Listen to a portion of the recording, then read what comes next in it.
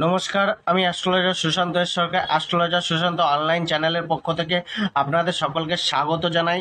আজকে আমরা আলোচনা করব যে বৃষ রাশিতে বৃহস্পতি দেবের যে এই যে গোচর রাশি পরিবর্তন হয়েছে 1 মে, এবং এই রাশিতে বৃষ রাশিতে উনি থাকবেন 2025 সালের 14 মে অবধি।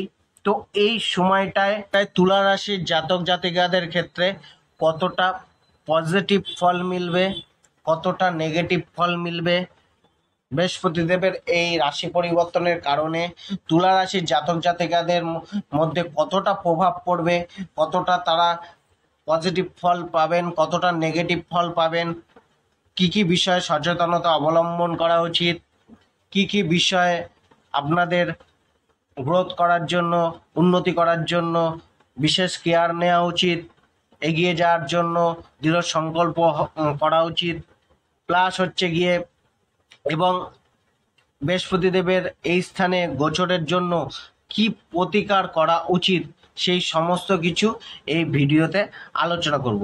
এই ভিডিওটি আপনার মনোযোগ দিয়ে শুনুন। অনেক ক্ষেত্রে আপনারা লাভান্বিত হতে পারেন, অনেক ক্ষেত্রে আপনারা এই ভিডিওটা থেকে অনেকটাই লাভ নিতে পারেন, এবং এই ভিডিওটির শেষে প্রতিকারটাও জেনে নেবেন।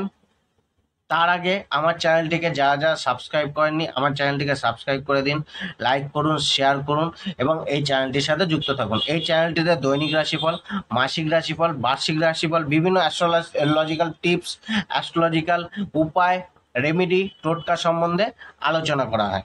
এবার আসুন জেনে নিই যে তুলা রাশির জাতক জাতিকাদের ক্ষেত্রে বৃহস্পতি দেবের বৃষ রাশিতে গোচর, যেটি একটি বছর বৃহস্পতি দেব এখানে থাকবেন, তার প্রভাব কেমন মিলবে। প্রথম কথা, বৃষরাশির জাতক জাতিকাদের ক্ষেত্রে বৃহস্পতি দেব হচ্ছেন ষষ্ঠ ভাবের মালিক এবং তৃতীয় ভাবের মালিক। ষষ্ঠ ভাবের মালিক এবং তৃতীয় ভাবের মালিক হচ্ছেন বৃহস্পতি দেব। তো এখানে বৃহস্পতি দেব তুলা রাশির জাতক জাতিকাদের ক্ষেত্রে ততটা শুভ গ্রহ নয়, কিন্তু বৃহস্পতি দেব ন্যাচারাল ভাবে আমরা যদি মানি, তো ন্যাচারাল শুভ গ্রহ বৃহস্পতি।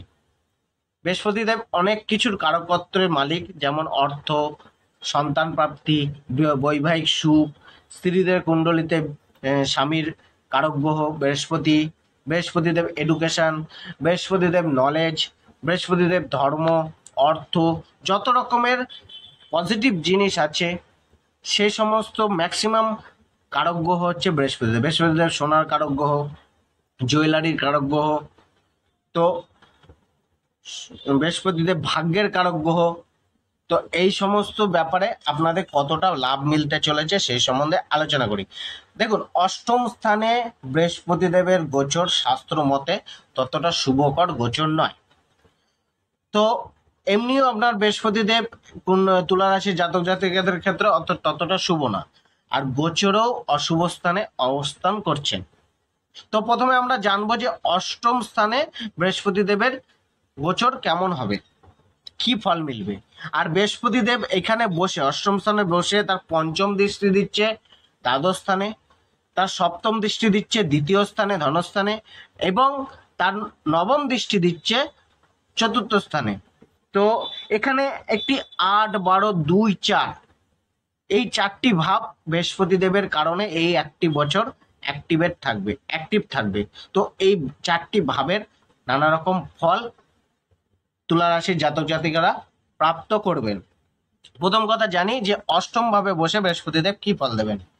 এইখানে আপনার একটুখানি নিত্য প্রয়োজনীয় জিনিস মানে খাদ্যদ্রব্যের জিনিসের একটু অভাব বোধ হতে পারে, কিছুটা নষ্ট হতে পারে। যারা মনে করুন চাষবাস করছেন, কোনো মজুত করে রেখেছেন খাদ্যশস্য বা কোনো কিছু চাষবাস করেন, তাদের ক্ষেত্রে কিছুটা আপনারা এই ক্ষেত্রে কিছুটা ড্যামেজ হতে পারে, নষ্ট হতে পারে, বা মজুত করা খাদ্যদ্রব্য নষ্ট হতে পারে, বা একটা অভাব বোধ থাকবে নিত্য প্রয়োজনীয় জিনিসের। আপনাকে কোনো কারণে নিজের হোম টাউন বা নিজের গৃহকে ত্যাগ করে কোথাও যেতে হতে পারে, সে কর্মসূত্রে হোক, কাজের সূত্রে হোক, বা কোনো পরিস্থিতির জন্য একটা যোগ তৈরি করছে যে গৃহত্যাগ বা স্থানচ্যুতির, যেটা আপনার জবের কারণেও হতে পারে। এই সময়টা জবের জন্য খুব একটা উপযুক্ত সময় নয়।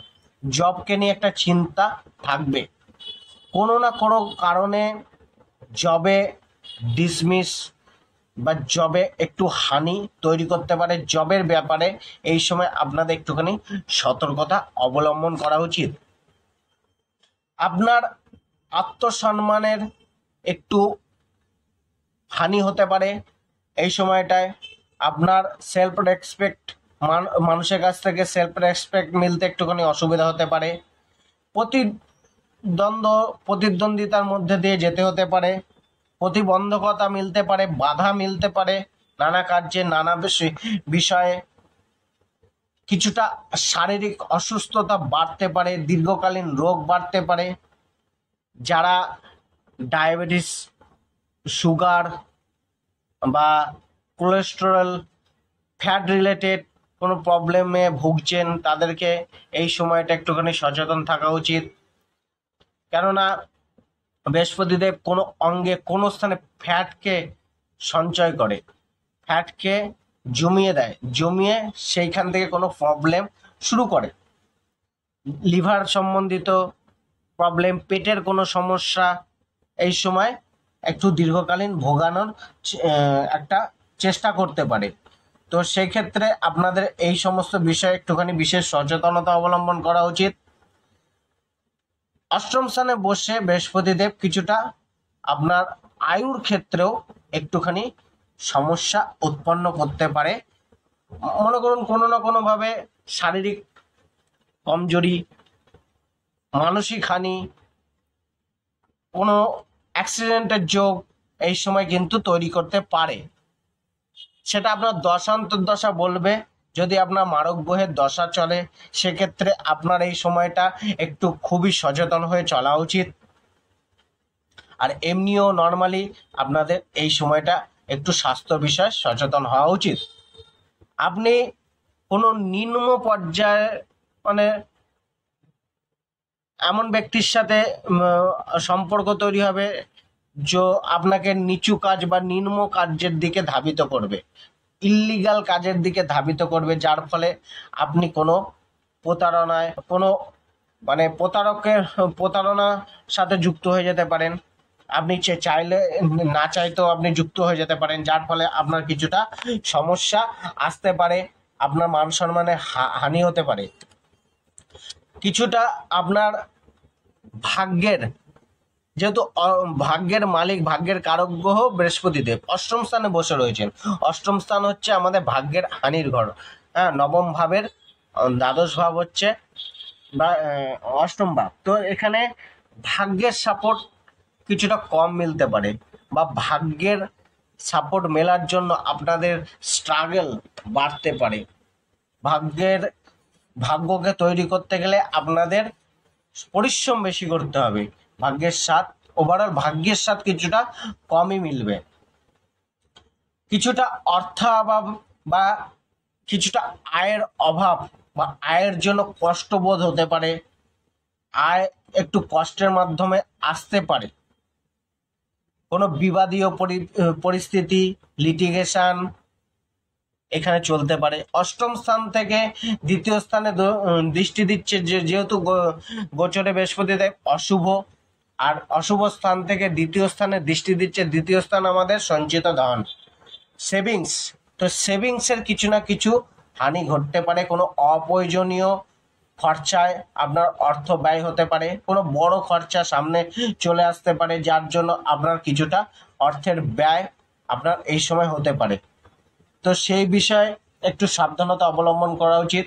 দ্বিতীয় কথা, কোনো ইল্লিগাল কাজ বা কোনো বিবাদীয় পরিস্থিতিতে না জানানোই ভালো, কারণ এখানে একটা বন্ধনের ভয়, মানে জেল যাত্রার একটা যোগও বৃহস্পতিদেব এখানে বসে করান। আপনার মধ্যে একটি মানসিক শান্তির অভাব বোধ থাকবে।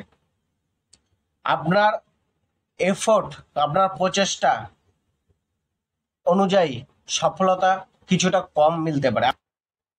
আপনি বিনা দোষে দোষী সাব্যস্ত হতে পারেন।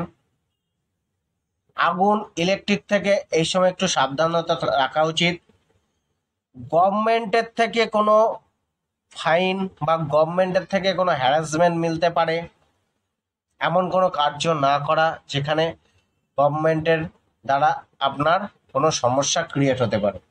আপনার বডিতে একটুখানি পেন অনুভব হতে পারে।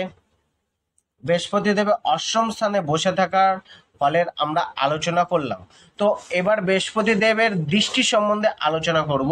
প্রথমে বললাম যে বৃহস্পতি দেব অশুভ স্থানে বসে থেকে দৃষ্টি দিচ্ছেন দ্বাদশ ভাবে। তো দ্বাদশ ভাব আমাদের খরচার ভাব, দ্বাদশ ভাব আমাদের হসপিটালাইজেশনের ভাব, দ্বাদশ ভাব আমাদের চিকিৎসার ভাব, দ্বাদশ ভাব যে কোনো ধরনের অর্থ নাশের ভাব, বিদেশ যাত্রার ভাব, বিদেশের ভাব। তো অষ্টম স্থান থেকে যখন যারা বিদেশে রয়েছেন তাদের সেটেলমেন্টে কিছুটা অসুবিধা আসতে পারে, তাদের মানসিক শান্তি বা কষ্টকর পরিস্থিতি একটা তৈরি হতে পারে বিদেশে থেকে। হ্যাঁ, অতটা মানে মানসিক দিক দিয়ে বা শারীরিক দিক দিয়ে যে কোনো দিক দিয়ে একটুখানি আপনাদের সমস্যা হতে পারে। যারা বিদেশ যেতে চাইছেন তারা হয়তো গিয়ে ফিরে আসতে পারেন, এরকম একটা প্রবলেম আসতে পারে। অষ্টম স্থান থেকে দ্বিতীয় স্থানে দৃষ্টি দিচ্ছে। তো দ্বিতীয় স্থানে দৃষ্টি আগে বলা হলো যে সেভিংসের কিছুটা হানি করবে, কিন্তু এই স্থানে বসে বৃহস্পতিদেব কিন্তু একটা আপনার বাণীর মাধ্যমে, বাক্যের মাধ্যমে একটা গেন করার যোগ তৈরি করছে। হঠাৎ ধনপ্রাপ্তির একটা যোগ তৈরি করবে বৃহস্পতি দেব। তো এক্ষেত্রে কিছুটা পজিটিভ রেজাল্ট মিলবে। স্পিরিচুয়ালিটি বা অকাল সায়েন্সের সাথে যারা যুক্ত রয়েছেন তাদের ক্ষেত্রে হঠাৎ প্রাপ্তি বা তাদের ক্ষেত্রে ধনপ্রাপ্তির একটা যোগ এখানে তৈরি করছে।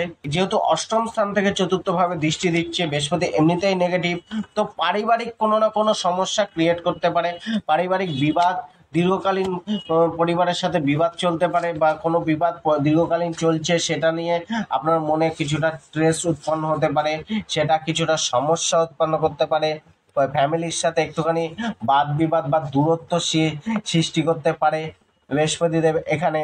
তো বৃহস্পতি দেবের দ্বাদশ স্থানে দৃষ্টি কি করবে? দ্বাদশ স্থানের দৃষ্টি খরচা বাড়াবে, কিন্তু সেই খরচাটা কিছুটা শুভ কার্যের জন্য হতে পারে। কেন? ধার্মিক কার্যের জন্য বা মাঙ্গলিক কার্যের জন্য, হয়তো গৃহভূমিতে কোনো বিবাহে, হয়তো পরিবারে কোনো বৈবাহিক অনুষ্ঠানের জন্য আপনারা খরচা করলেন, কোনো মাঙ্গলিক কার্য, পূজা পাঠ, ধর্মীয় অনুষ্ঠানের জন্য সেই খরচাটা হলো, বা যে কোনো কারণে যে কোনো কিছুতে মাঙ্গলিক কার্যে খরচাটা বেশি বৃহস্পতিদেব এখানে করান। আর বৃহস্পতি দেবের চতুর্থভাবে দৃষ্টির ফল হচ্ছে আপনার একটা এডুকেশনে এডুকেশনে একটা সফলতা প্রদানের চেষ্টা করেন। যারা মানে এখানে হচ্ছে হায়ার এডুকেশনের কথা বলা হচ্ছে না। হ্যাঁ, বৃহস্পতিদেব অষ্টম স্থানে বসে যারা হায়ার এডুকেশনে, যারা রিসার্চমূলক এডুকেশনের সাথে যুক্ত রয়েছেন, পিএইচডি লেভেলের এডুকেশনের সাথে যুক্ত রয়েছেন, তাদের এই এডুকেশনের ক্ষেত্রে একটা শুভ ফল মেলার বা প্রোগ্রেস মেলার যোগ রয়েছে। আর যারা প্রাথমিক শিক্ষায় যুক্ত রয়েছেন, যেমন বলা যায় যে মাধ্যমিক লেভেলের শিক্ষা যারা রয়েছেন, তাদের ক্ষেত্রে একটা এডুকেশন ফিল্ডে একটা উন্নতির যোগ তৈরি হচ্ছে। তবে বৃহস্পতি দেবের ফোর্থ হাউসের দৃষ্টি কিছুটা পজিটিভ রেজাল্টও দেবে। মানে পারিবারিক সম্পর্ককে ঠিক করার জন্য একটা চেষ্টা চালাবে। হয়তো সেটা আপনার কাছে মনে হবে যে নেগেটিভ ভাবে আমার সাথে এই ঘটনাটা ঘটছে, হ্যাঁ, কিন্তু হয়তো পরে গিয়ে আপনি বুঝবেন যে না, যেটা হয়েছিল সেটা ভালোর জন্য হয়েছিল। আজকে আমাদের পারিবারিক সম্পর্ক মধ্যে একটা স্ট্রং বা বন্ডিং এসছে। হয়তো এই সময়টা আপনার পরিবারের সাথে হয়তো বিবাদ মেটানোর জন্য কোনো পরিস্থিতি তৈরি হতে পারে, যেটা আপনার মধ্যে মনে হতে পারে নেগেটিভ, কিন্তু সেটা পরে গিয়ে আপনার জন্য পজিটিভ রেজাল্টই দেবে।